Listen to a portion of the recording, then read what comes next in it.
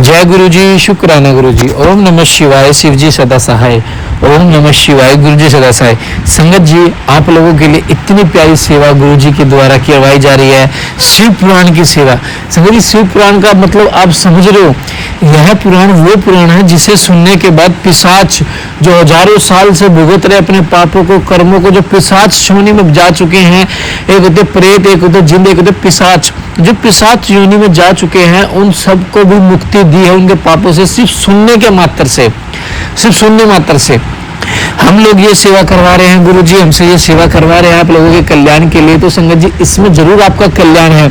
आप पाठ को इग्नोर मत कीजिए। आंटी जी इतनी प्यारी सेवा कर रही हैं, इतनी प्यारी सेवा कर रही हैं, आप लोगों के लिए तो कर रही हैं। यह इस पाठ में पता नहीं किसका कल्याण है, तो गुरु जी ही जान सकते हैं। हम तो गुरु जी के दास हैं, हमको तो गुरु जी का मैसेज आता है कि बेटा पुत्र सेवा करो, तो हम वो सेवा कर रहे हैं। संगत जी, उसके बिना, सेवा के बिना देखो कुछ भी नहीं है। आपकी सेवा ये है कि आप शिव पुराण को सुनो, सुबह शाम इस पाठ को सुनो। जितना ज्यादा पाठ को सुनोगे ना, उतना आप कल्याण करवाओगे अपना, उतने बुरे कर्मों से मुक्ति मिलेगी। शिव पुराण के हर शब्द में एक ऐसी शक्ति है जिसकी कल्पना नहीं है। तो संगत जी, आइए पाठ को शुरू करते हैं गुरु मंत्र जाप के साथ। चैनल को सब्सक्राइब करो, बेल आइकन को प्रेस करो, और आप सभी अपनी संगत में, सभी अपने परिवार में शेयर करो। जो शिव पुराण सुनना चाहते हैं उन्हें सुनाओ, क्योंकि शिव पुराण सबसे बड़ी पुराण है। ग्रंथों में भी लिखा गया है, क्योंकि शिव पुराण एक, जिसने 7 बार शिव पुराण कर लेना, ये समझो उन्होंने अपनी 7 पीढ़ी को पार करवा लिया। और संगत जी, हम आपको वचन देते हैं, हम आपकी 7 बार, अगर परमात्मा ने हमें सही सलामत रखा, 7 बार आपकी शिव पुराण की सेवा हम पूर्ण जरूर करेंगे, और 7 बार आपको शिव पुराण सुनने को जरूर मिलेगी। बस आपको सुनना है। जय गुरु जी, शुक्राना गुरु जी। प्यारा सा कमेंट करना है, चैनल को सब्सक्राइब करके आगे शेयर करना है। जय गुरु जी, शुक्राना गुरु जी। शुक्राना गुरु जी। गुरु जी के चरणों में सादर प्रणाम और बहुत बहुत शुक्राना। कैसे हैं गुरु महाराज जी आप अपना भी ध्यान रखा कीजिए, और हमारे जो कष्ट हरते हैं गुरु महाराज, उसके लिए मैं आपसे बहुत बहुत माफ़ी और शुक्राना करती हूँ, क्योंकि दोनों ही चीज़ें मुझे बोलनी पड़ेंगी। माफ़ी इसलिए कि हमने जो ख़राब कर्म किए हैं, जो हम ख़राब कर्म हमसे हो जाते हैं गुरु महाराज जी, उसके लिए मैं माफ़ी कहती हूँ। और शुक्राना जो आप अपने हमारे कष्ट अपने ऊपर लेते हैं और इतनी तकलीफ़ आपको होती है गुरु महाराज जी, बहुत बहुत शुक्राना। संगत जी, ऐसे भगवान आप कहीं नहीं मिलेंगे। गुरु महाराज जी की शरण में रहिए और बस उन्हीं का ही ध्यान लगाइए, और उनका जो पवित्र मंत्र है ओम नमः शिवाय, उसी का ही जाप कीजिए, जल प्रसाद पीजिए, यही आपकी दवाई है। संगत जी, आज मैं आपसे एक अभी मेरे मन में जो भी गुरु महाराज जी बुलवाते हैं मैं वही बोलती हूँ। अभी मेरे मन में एक थॉट आ रहा है कि जो महाराज जी ने मुझे दवाई बताई थी, मैं आप सबके साथ शेयर करना चाहती हूँ। संगत जी, जिनके पैरों में बिल्कुल भी ताकत नहीं है चलने की, या जिनको पैरों में, टांगों में प्रॉब्लम होती है, सुन्न हो जाती हैं, या जिनको बैठ के उठने के बाद एकदम से चला नहीं जाता है, टांगें जाम हो जाती हैं संगत जी, तो गुरु महाराज जी ने मेरे को बताया था कि आपने 2 महीने तक उसका सेवन करना है। रोज़ 1 चम्मच, वो है जो सफ़ेद तिल आते हैं, तिल जिनको हम सेसमी सीड्स भी बोलते हैं, वो तिल को आप भून लीजिए थोड़ा सा। आप आधी कटोरी लीजिए या 1 कटोरी, जैसा भी आपको ठीक लगे आप लीजिए, उसको भून लीजिए। हल्का सा जब वो ब्राउन हो जाएगा तो आप उसको, या तो आप उसको पीस के पाउडर बना लीजिए, नहीं तो फिर आप वैसे ही, अगर आप वैसे भी खाएंगे तो वो सेम ही चीज़ है। और उसमें आप ठंडा होने पे उसमें आप थोड़ा सा गुड़ मिक्स कर लीजिए। गुड़, इसमें आपको मैग्नीशियम, आयरन और फास्फोरस, तीनों की जो कमी है, जो तीनों हमें चाहिए रहते हैं हमारे ब्लड सर्कुलेशन के लिए, जिससे हमारी टांगें जाम हो जाती हैं, टांगों पैरों में दर्द होता है। तो गुरु महाराज जी ने ये रेमेडी मुझे बताई थी कि इसको तो 2 महीने तक 1-1 चम्मच लेना है, इससे ज़्यादा नहीं लेना। तो आप ये दोनों चीज़ें मिक्स करके एक जार में भर के रख लो, जितना भी आप 1 महीने का भर के रख लो, जैसा आपको ठीक कन्वीनियंट लगे। तो संगत जी, आप ये लीजिए अपने टांगों के लिए और पैरों के लिए, और आप फिर अपनी जो डिफरेंस फील करना शुरू करेंगे, आपको फ़र्क दिखेगा। क्योंकि आजकल ये समस्या बहुत ज़्यादा हो रही है, और ये पता नहीं महाराज जी ने मेरे से शेयर करा रहे हैं। और मेरे को जो गुरु महाराज जी जो मुझे रेमेडी जो भी मुझे बताते हैं, मैं आप लोगों के साथ इसलिए शेयर करती हूँ संगत तो, क्योंकि मेरा संगत परिवार है और इससे हम सबको एक दूसरे की मदद करनी चाहिए। गुरु महाराज जी ने यही सिखाया है, सबके लिए अच्छा सोचे, सबके लिए अच्छा करें, क्योंकि कर्मास आपके पास लौट के जरूर आते हैं। तो आप ये जिनको भी तकलीफ है आप प्लीज़ लेना शुरू कीजिए, और बनाने में आपको ज़्यादा टाइम नहीं लगेगा। ये सिर्फ 2-3-4 मिनट का ही काम है। तो संगत जी अपना हेल्दी रहिए, स्वस्थ रहिए, खुश रहिए और मस्त रहिए। गुरु महाराज जी के चरणों से जुड़े रहिए। चलिए संगत जी, आज हम श्री गणेश स्तोत्र से, गणेश महाराज जी से, विघ्नहर्ता से प्रार्थना करते हुए अपना पाठ शुरू करेंगे। ओम गण गणपते नमः। श्री गणेश स्तोत्र। प्रणम्य शिरसा देवं गौरीपुत्रं विनायकं भक्ता वासम स्मेर नित्यमायुः कामर्थ सिद्ध्यः। पार्वती नंदन देवदेव श्री गणेश जी को सिर झुकाकर प्रणाम करके अपनी आयु, कामना और अर्थ की सिद्धि के लिए उन भक्त निवास का नित्य प्रति स्मरण करें। ओम गण गणपते नमः। ओम गण गणपते नमः। हे विघ्नहर्ता, हमारी गलतियों को माफ करना, क्षमा करना हमें। आपके चरणों में मैं क्षमा मांगती हूँ महाराज। और संगत जी चलिए अब गुरु महाराज जी से भी आज्ञा लेते हैं। अपना आज का पाठ जो शिव पुराण का उन्होंने ब्लेस किया है उसे शुरू करते हैं। महाराज इस पाठ को इतना ब्लेस कीजिए कि जैसे ये पाठ का जो भी श्रवण करे सबका कल्याण हो, सबके काम बने, कोई दुखी ना रहे, सबके रोग विकार सब नष्ट हो गुरु महाराज, चाहे वो मानसिक रोग है चाहे वो शारीरिक रोग है। चलिए संगत जी गुरु महाराज जी से पाठ की आज्ञा लेते हुए हम शुरू कर रहे हैं। महाराज कोई भी गलती हो गई हो तो मुझे क्षमा कीजिए। संगत जी आप भी मेरी त्रुटियों को क्षमा कीजिएगा। ये तो हमारा ही गुरु जी के चरणों में जो वो आज्ञा दे रहे हैं, हम एक अभ्यास है।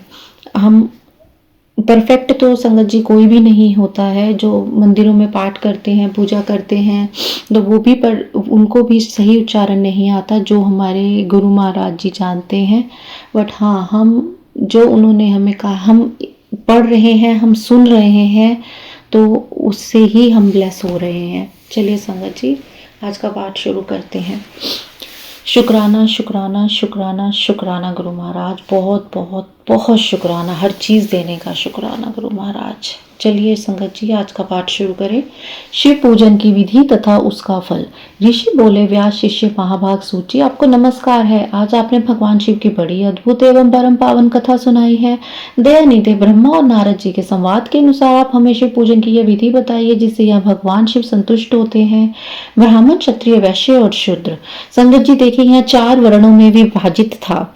ब्राह्मण, क्षत्रिय, वैश्य और शूद्र सभी शिव की पूजा करते हैं। वह पूजन कैसे करना चाहिए? अपने व्यास जी के मुख से इस विषय को जिस प्रकार सुना हो वह बताइए। महर्षियों का वह कल्याणप्रद एवं श्रुति सम्मत वचन सुनकर सूत जी ने उन मुनियों के प्रश्न के अनुसार सब बातें प्रसन्नता पूर्वक बतलाई। सूत जी बोले, मुनीश्वरों आपने बहुत अच्छी बात पूछी है, परंतु वह रहस्य की बात है जो इस विषय को जैसे सुना है और जैसी मेरी बुद्धि है उसके अनुसार आज कुछ कह रहा हूँ।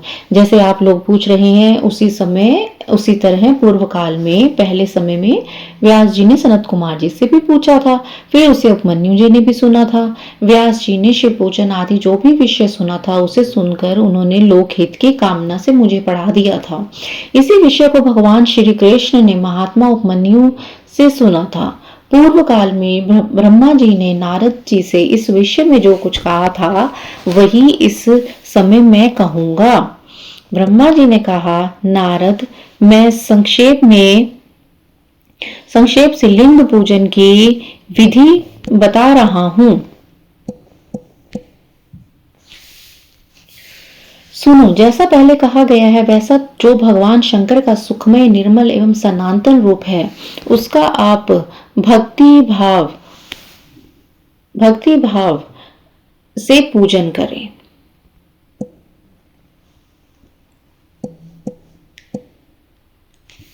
इससे समस्त मनोवांछित फलों की प्राप्ति होती है।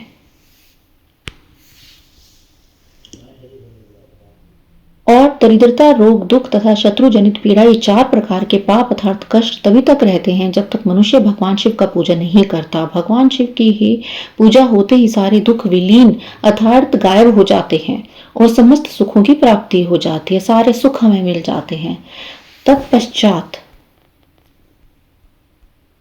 तत्पश्चात उसके बाद समय आने पर उपासक की जो उपासना करते हैं कि मुक्ति भी होती है।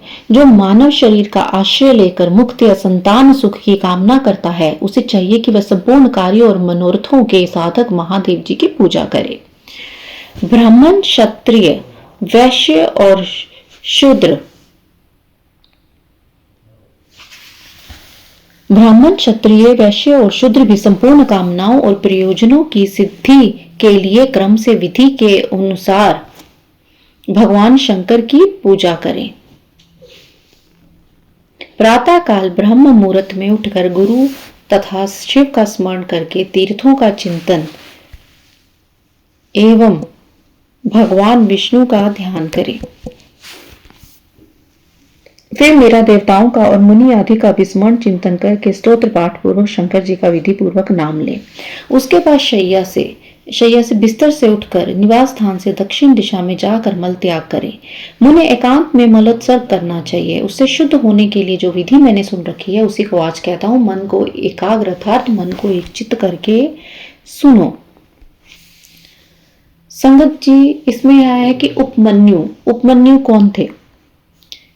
उपमन्यु को जो ऋषि व्याघ्रपाद का पुत्र बताया जाता है। जैसे इसमें है ना कि एक बार उन्होंने अपने चाचा के आश्रम में भरपेट दूध पी लिया और अपनी माँ से भी उन्होंने दूध देने का आग्रह किया। वो इसमें शिव पुराण में मेंशन है, शिव पुराण में बताया गया है।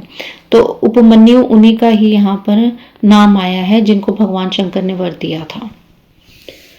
ब्राह्मण गुदा की शुद्धि के लिए उसमें 5 बार शुद्ध मिट्टी का लेप करे और धोए। क्षत्रिय 4 बार, वैश्य 3 बार और शूद्र 2 बार विधि पूर्वक गुदा की शुद्धि के लिए उसमें मिट्टी लगाए। लिंग में 1 बार प्रतन पूर्वक मिट्टी लगानी चाहिए। तत्पश्चात उसके बाद बाह्य हाथ में 10 बार और दोनों हाथों में 7 बार मिट्टी लगाकर धोएं।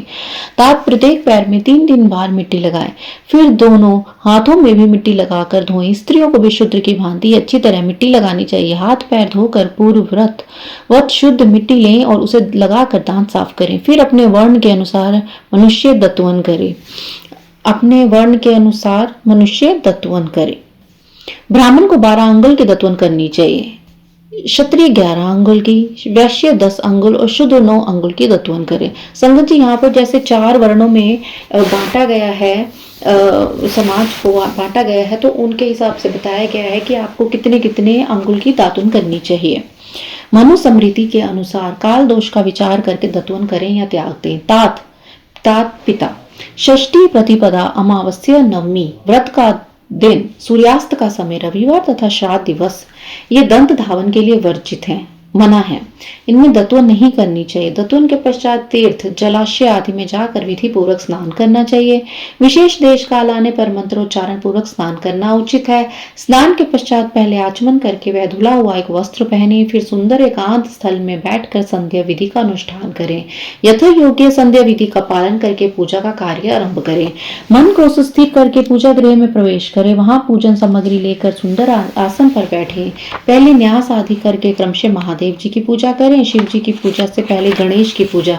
देखिए संगत जी, जब भी आप शिव जी या किसी भी भगवान की पूजा करते हैं तो उससे पहले आप गणेश जी का, विघ्नहर्ता का पूजा पहले जरूर कीजिए। ये शिव पुराण में बार बार बताया गया है।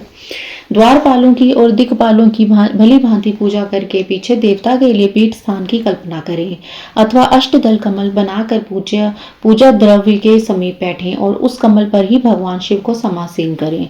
तत्पश्चात 3 आचमन करके पुनः दोनों हाथ धोकर 3 प्राणायाम करके मध्यम प्राणायाम अर्थात कुंभक करते समय त्रिनेत्रधारी 3 नेत्र को धारण करने वाले जो भगवान शिव हैं उनका ध्यान करें। उनके 5 मुख हैं, 10 भुजाएं हैं, शुद्ध स्फटिक के समान उज्ज्वल कांति है। सब प्रकार के आभूषण उनके श्री अंगों को विभूषित करते हैं तथा वे व्याघ्र चर्म की चादर ओढ़े हुए हैं। यहाँ पे हमें जो भगवान शिव जी हैं उनके पूजा कैसे करनी है उसके बारे में बताया है, और वो कितने सुंदर उनके जो उन्होंने अलंकार पहने हैं, जो उन्होंने आभूषण पहने हैं उसके बारे में बताया है। इस तरह ध्यान करके यह भावना करें कि मुझे भी इसके समान ही रूप प्राप्त हो जाए। ऐसी भावना करके मनुष्य सदा के लिए अपने पाप को भस्म कर डाले। इस प्रकार भावना द्वारा शिव का ही शरीर धारण करना और परमेश्वर की पूजा करें। शरीर शुद्धि करके मूल मंत्र का क्रमशः न्यास करें अथवा सर्वत्र प्रणव से ही षडन्यास करें। ओम अथेत्यादि रूप से संकल्प वाक्य का प्रयोग करके फिर पूजा आरंभ करें। पाद्य, अर्ध्य और आचमन के लिए पात्रों को तैयार करके रखें। बुद्धिमान पुरुष विधि पूर्वक भिन्न भिन्न प्रकार के 9 कलश स्थापित करें। उन्हें कुशाओं से ढककर रखें और कुशाओं से ही जल देकर उन सबका पोषण करें। तत्पश्चात उन सभी पात्रों में शीतल जल डालें। फिर बुद्धिमान पुरुष देखभाल कर प्रणव मंत्र के द्वारा उनमें निमांकित द्रव्यों को डालें। खस और चंदन को पाथ्य पात्र में रखें। चमेली के फूल, शीतल चीनी, कपूर, बड़की जल तथा तमाल इन सबको यथोचित रूप से कूट पीसकर चूरन बना लें और आचमनीय के पात्र में डालें। इलायची और चंदन तो सभी पात्रों में डालना चाहिए। देवाधिदेव महादेव जी के पश्चात भाग में नंदीश्वर का पूजन करें। गंध, धूप तथा भांति भांति के दीपों द्वारा शिव की पूजा करें। फिर लिंग शुद्धि करके मनुष्य प्रसन्नतापूर्वक मंत्र समूह के आदि में प्रण तथा अंत में नमः पद जोड़कर उनके द्वारा इष्ट देव के लिए यथोचित आसन की कल्पना करें। फिर प्रणव से पद्यासन की कल्पना करके यह भावना करेगी कि इस कमल का पूर्व दल साक्षात अणिमा नामक ऐश्वर्य रूप एवं अविनाशी है। दक्षिण दल लघिमा है, पश्चिम दल महिमा है, उत्तर दल प्राप्ति है, अग्नि कोण का दल प्रकम्य है, नैऋत्य कोण का दल ईशत्व है, वायव्य कोण का दल वाशित्व है, ईशान कोण का दल सर्वज्ञत्व है और उस कमल की कर्णिका को सोम कहा जाता है। सोम के नीचे सूर्य है, सूर्य के नीचे अग्नि है और अग्नि के नीचे धर्म आदि के स्थान है। क्रमशः ऐसी कल्पना करने के पश्चात चारों दिशाओं में अव्यक्त महतत्व, अहंकार तथा अनेक विकारों की कल्पना करें। सोम के अंत में सत्व, रज और तम इन तीनों गुणों की कल्पना करें। इसके बाद सद्य जातम, प्रभधामी इत्यादि मंत्र से परमेश्वर शिव का आह्वान करके ओम वामदेवाय नमः इत्यादि वामदेव मंत्र से उन्हें आसन पर विराजमान करें। फिर ओम तत्पुरुषाय विद्या इत्यादि रुद्र गायत्री द्वारा इष्ट देव का सानिध्य प्राप्त करके उन्हें अघोर अभ्येत इत्यादि अघोर मंत्र से वहां निरुद्ध करें। फिर ईशान्य सर्व विद्यानाम इत्यादि मंत्र से आराध्य देव का पूजन करें। पाथ्य और आचमनी अर्पित करके आराध्य देव, तत्पश्चात गंध और चंदन मिश्रित जल से विधि पूर्वक रुद्रदेव को स्नान कराएं। फिर पंचगव्य निर्माण की विधि से 5 द्रव्यों को एक पात्र में लेकर प्रणव से विमंत्रित करके और मिश्रित गव्य पदार्थों द्वारा भगवान को नहलाएं। तत्पश्चात पृथक पृथक अलग अलग दूध, दही, मधु, गन्ने के रस तथा घी से नहलाकर समस्त विष्टों के दाता और हितकारी पूजनीय महादेव जी का प्रणव के उच्चारण पूर्वक पवित्र द्रव्य द्वारा अभिषेक करें। पवित्र जल पात्रों में मंत्रोच्चारण पूर्वक जल डालें। डालने से पहले साधक श्वेत वस्त्र से उस जल को यथोचित रीति से छान ले। इस जल को जब तक न दूर करे तब तक इष्ट देव को चंदन न चढ़ा ले।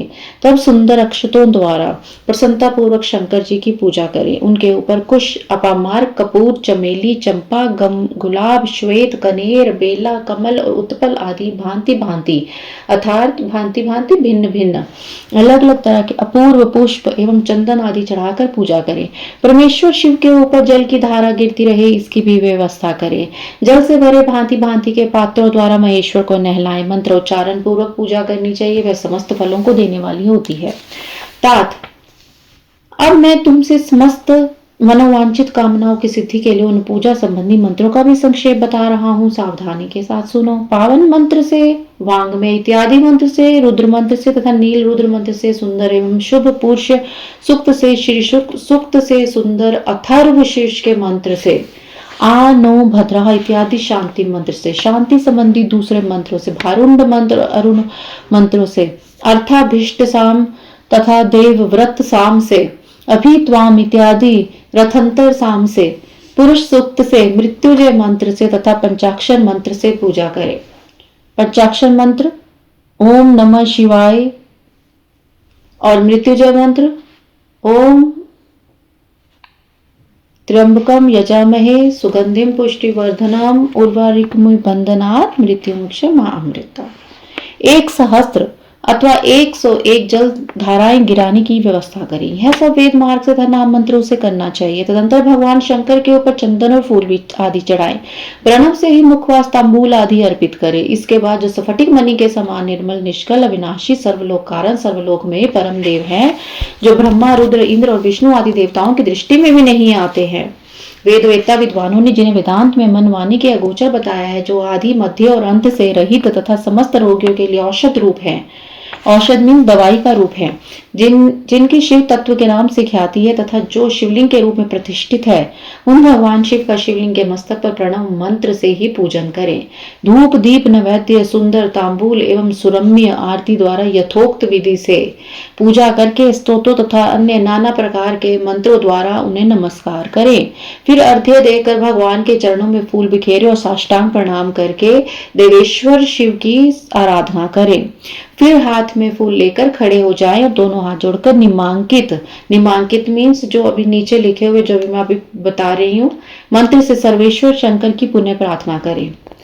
अज्ञानाधि वा ज्ञान जब पूजदिकम मया कृतम तदस्तु सफलम कृपा तव शंकर कल्याणकारी शिव। मैंने अनजान में अथवा जानबूझकर जो जब पूजा आदि सत्कर्म अर्थात अच्छे काम किए हों, वे आपकी कृपा से सफल हों। इस प्रकार पढ़कर भगवान शिव के ऊपर प्रसन्नता पूर्वक फूल चढ़ाएं, स्वास्ति वचन करके नाना प्रकार की आशय प्रार्थना करें। फिर शिव के ऊपर मार्जन करना चाहिए। मार्जन के बाद नमस्कार करके अपराध के लिए क्षमा प्रार्थना करते हुए पुनरागमन के लिए विसर्जन करना चाहिए। इसके बाद अध्याय से आरंभ होने वाले इस मंत्र का उच्चारण करके नमस्कार करें। फिर संपूर्ण भाव से विभोर हो इस प्रकार प्रार्थना करें। विभोर मीन्स खुश होकर, शिवे भक्ति है, शिवे भक्ति है, शिवे भक्ति भरवे भवे, अन्यथा शरणम नास्ति त्वमेव शरणम मम।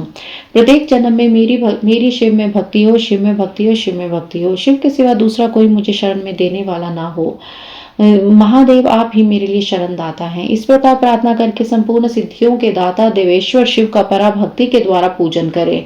विशेषतः गले की आवाज से भगवान को संतुष्ट करें। फिर सब परिवार नमस्कार करके अनुपम प्रसन्नता का अनुभव करते हुए समस्त लौकिक कार्य सुखपूर्वक करता रहे।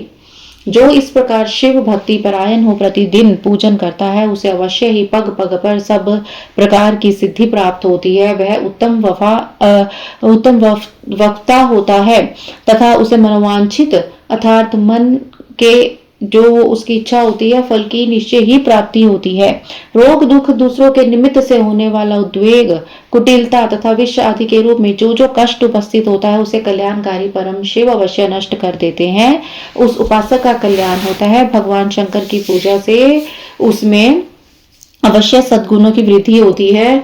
ठीक उसी तरह जैसे शुक्ल पक्ष में चंद्रमा बढ़ते हैं। मुनि श्रेष्ठ नारद, इस प्रकार मैंने शिव की पूजा का विधि संगत जी पाठ का एक एक शब्द बहुत ब्लेस्ड शब्द है। प्लीज कृपा करके एक एक शब्द को अच्छे से सुनिए। आंटी जी इतनी प्यारी सेवा कर रही हैं, अपने दिनचर्या में से समय निकाल के हमें अपनी ऑडियो रिकॉर्डिंग हमें शेयर करती हैं, सेवा कर रही हैं, गुरु जी के दिखाए हुए रास्ते पे चल रहे हैं। तो आप भी गुरु जी के दिखाए हुए रास्ते पे चलिए, शिव पुराण को सुनिए और प्यारे प्यारे अपने कमेंट करके हाजिरी लगाइए शिव पुराण में। और चैनल को सब्सक्राइब करके बेल आइकन को प्रेस जरूर करें और आगे शेयर जरूर करें। जय गुरु जी, शुक्राना गुरु जी।